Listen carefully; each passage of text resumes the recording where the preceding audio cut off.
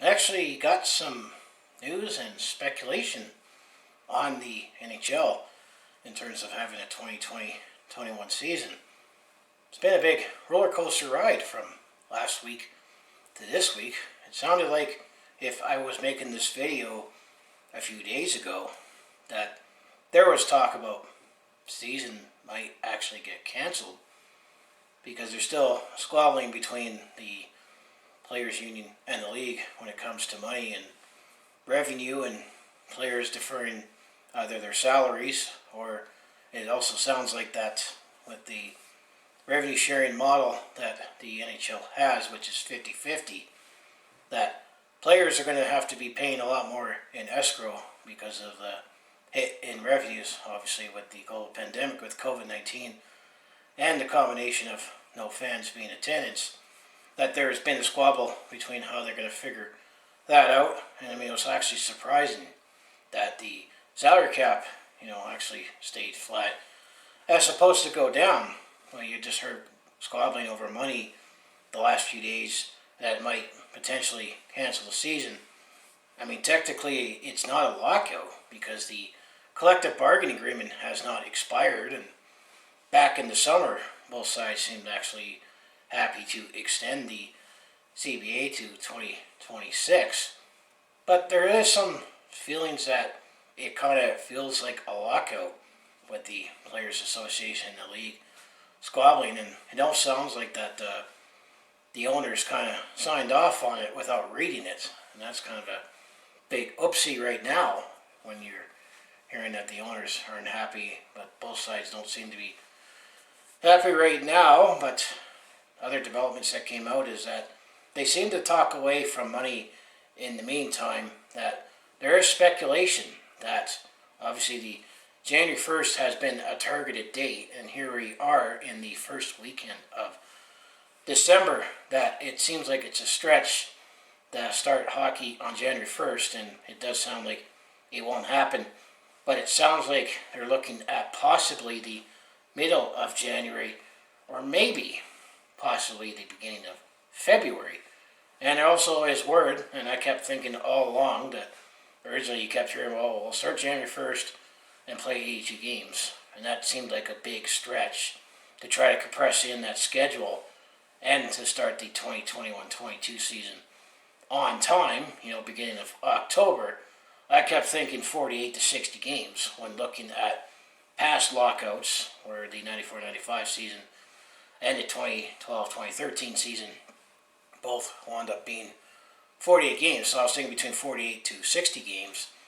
That it sounds like that there's potential of a 56 game season starting, let's say, the middle of January and going on till, I'm going to have to say, the end of April is likely when they want the season to end, to start the 2 months of the Stanley Cup playoffs, and then have the Stanley Cup awarded by beginning to the middle of July, to still assume that the Olympics are still going to happen in Tokyo in 2021, and also, just to get the Stanley Cup done, playoffs done, so the TV networks can focus on the Olympics, because they're obviously going to focus on the Olympics a lot more than the NHL with the NBC in the US. And speaking of TV deal, it will definitely be economic suicide if the NHL just canceled the season because of the TV deal that is supposed to expire in the US after this season. And just, having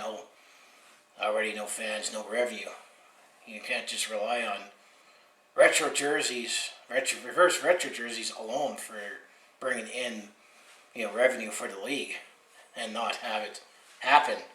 Yeah, I think ultimately both sides are going to come to an agreement in the middle. And it sounds like there might actually be some optimism coming into this weekend about talking about potentially a 56 game schedule. They're still working out, is there going to be bubbles, which likely there's going to have to be some bubbles at the start of the season, because if you're looking at the COVID numbers, and every day if you hear me say holy shit around 3:30 every day when I look at the latest Alberta numbers, well, that tells you that numbers are going in the wrong direction. There's going to have to be bubbles instituted first, and I think the government in some way will still allow it to happen just because, bring in some economic activity. But I think that's one way you can get more games in right away. But there has to be a couple of versions of the schedule for the possibilities of, what divisions are going to be. I mean, it sounds very, very almost set in stone, because of the border restriction of travel between the Canada-U.S. border, that there is going to be an all-Canadian division, and then just have a West, Central, East division temporarily. And also you need different, few versions of the schedule, because it's not going to be a traditional schedule beyond, temporarily realigned divisions. It's not a case where you can release all 56 games if we have a 56-game schedule and have them all scheduled to happen on this date. Because you're going to have to allude to potentially, if you're going to have players not playing in the bubble the whole time, cases are going to inevitably happen, which is the unfortunate nature of the beast with this pandemic. I mean, there is news about vaccines coming out in the new year, but it's always going to go to the elderly and the frontline workers who are in the battlefields, in the hospitals right now. They're going to get a first priority. They're going to have to give a buffer to get games in, either now or later, because of going through the outbreaks. I know that's something that Major League Baseball had to deal with during their season, and then the NFL right now. Although the NFL, I think, is regarding that decision, that they probably should have put a buffer in their schedule for inevitable cases to happen within teams, that maybe they'll have to play this game later.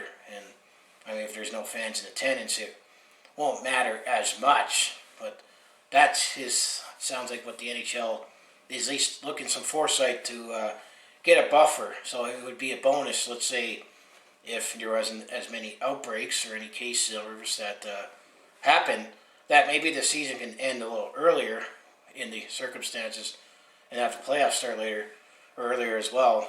That I think the ultimate deadlines would be is try to get the season done by the end of April, so you can have your 2 months of the Stanley Cup playoffs and have it done by, let's say the middle of July, the latest. And then in August, I guess that's why I assume you'll have your off-season business, where you can start free agent frenzy as well as the drafts. Because now you have to have the expansion draft with the Seattle Kraken and the entry draft, which is also going to be interesting to see what's going to happen with prospects. Because, we're talking about the NHL and their updates, and it sounds like maybe they're working closer towards some kind of a compromise in the middle for both the league and the Players Association. I think both sides, they want to play, I think. Although you hear some owners are almost thinking about, let's just not play at all this season. But I know that there's also some legal ramifications that you hear, that if the league cancels the season, that there's some legal matters that the players can bring up to still get paid because they signed a contract. And you're also hearing about, the squabbling when it comes to prorated salaries as well. So, there's lots of, things to still work out. When it comes to, escrow, there's always been that escrow, and some were thinking about maybe making the escrow bigger now and then smaller later. Or, it could have been just easier if they dropped the cap down temporarily and bring it up, because it almost sounds like, this cap is going to be stuck at $81.5 million probably for the next 5 years, depending on how revenues go and, depending on how the situation goes. If case numbers ever drop and if more people get vaccinated and how more fans are going to get to the game, hopefully, let's say next October to start the 21-22 season with the Seattle Kraken joining the NHL, that there can be full buildings.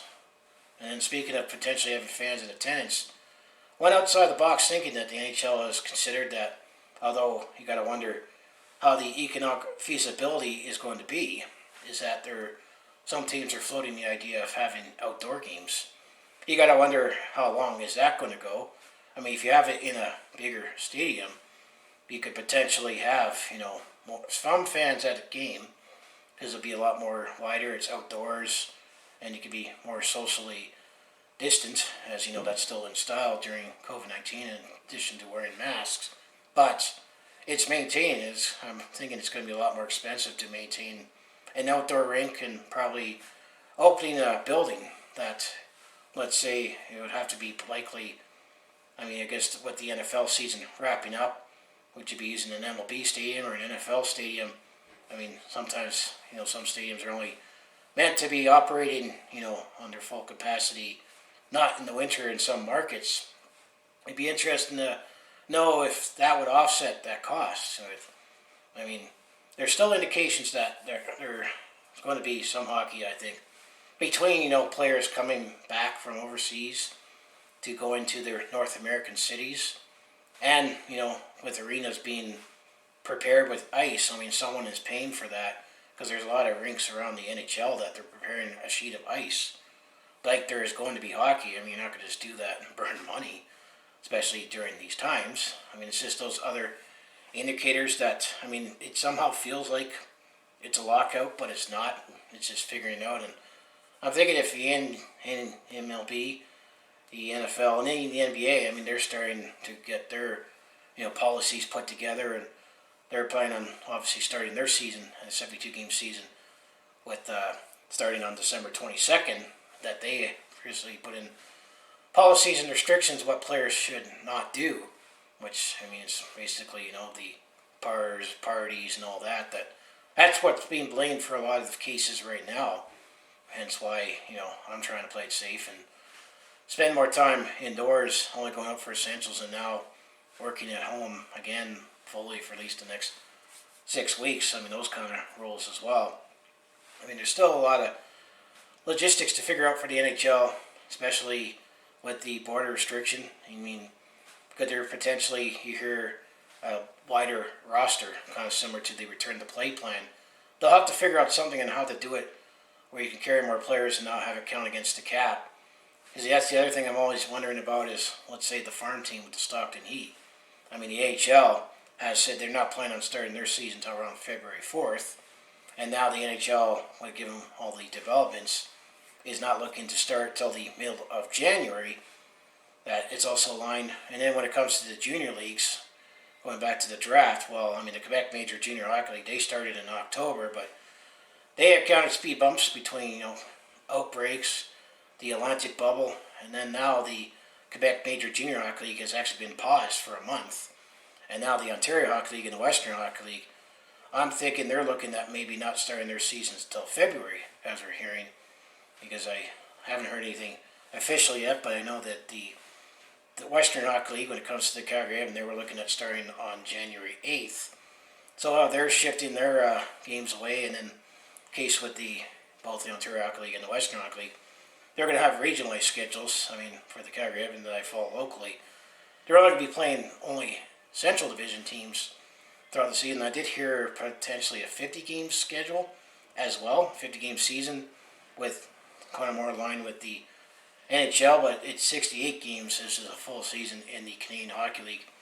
The NHL is looking at 56, so I'm going to have to say if they're going to start the season middle of January, and if looking at past lockouts when we had 48 game schedules, both for the 94-95 season and the 2012-2013 season, that there's going to have to be bubbles, at least for the first part of the season, and then schedule, weeks off for teams so they could still, go see their families and take care of, internal matters that we all have. Keep in mind that these professional athletes that we all idolize and cheer for, they're human beings just like us. They just have to be very, very good at hockey. That they got, everyday matters to deal with as well. But it sounds like, at least there is something happening. And if I made this video a couple of days ago, I think that mood would have been a little more pessimistic than it is now. I'm thinking I'm optimistic that there's going to have to be a season. Just with all the indicators, with, rinks being prepared, ideas thrown around, players, coming back to North America that went overseas, especially those that come to Canada, that they have to play with the Quarantine Act, and there's indications that if the season starts, let's say January 15th, that camps and that will start January 2nd. And I know that they also threw in that there's the ideas that the teams that weren't welcome, that weren't in part of the return to play plan, the 7 teams that weren't playing in the bubble Stanley Cup playoffs that they could get an extra week, but you say that's optional. I don't see starting, the beginning of Christmas, right ahead of New Year's, to prepare for the season that we don't know yet. And then even then, we have, I'm not too sure if it would be much of an advantage for the 7 teams that were not in the return to play plan, because you got another, 8 teams that only played between 3 to 5 games since March. I mean, for example, the Winnipeg Jets, they've only played 4 games after they got knocked out by the Calgary Flames. I mean, in the play-in series, the only team that played 5 games was the Toronto Maple Leafs. They've only played 5 games since March up till January, so it's been a much longer off season because of everything. But there's also just many ideas thrown out. I mean, I personally think there's going to have to be a season. It would be economic suicide at this stage, especially, it's already devastating enough with COVID-19, but, you got the expiring TV contract for the U.S., which the NHL needs to try to bring stronghold in and, just being relevant. And, I mean, the reverse retro jerseys, was one way to create buzz and, get fans to buy more merchandise.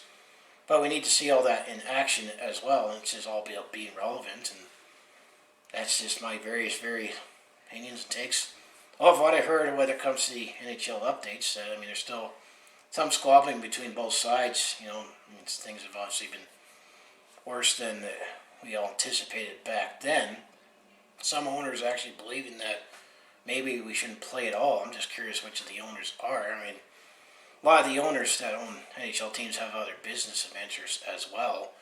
I mean, I would say this team is kind of like their toy that, if it's like, it's only a few bucks to them. But it's just there's a lot of conflicting, news on that.